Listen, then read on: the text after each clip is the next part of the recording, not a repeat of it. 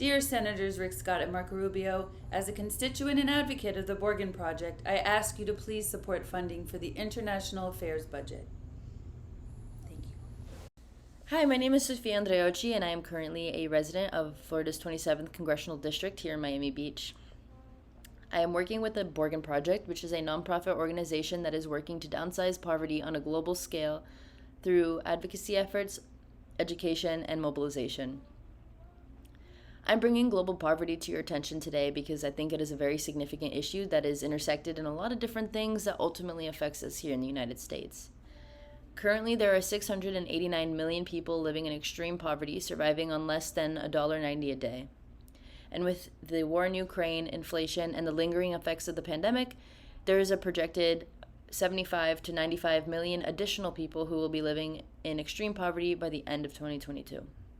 That being said, I believe we have a moral responsibility to help these developing countries pull themselves out of extreme poverty, given the fact that we have the resources to do so.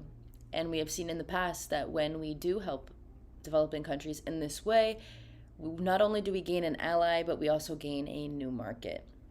And because of the fact that 45% of US exports go to developing countries, I think that this is very significant for our own benefit.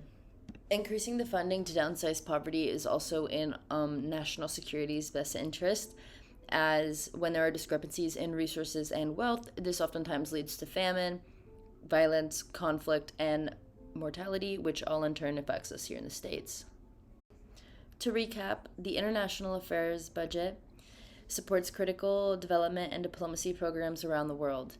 These programs create U.S. jobs by opening up new markets to American businesses.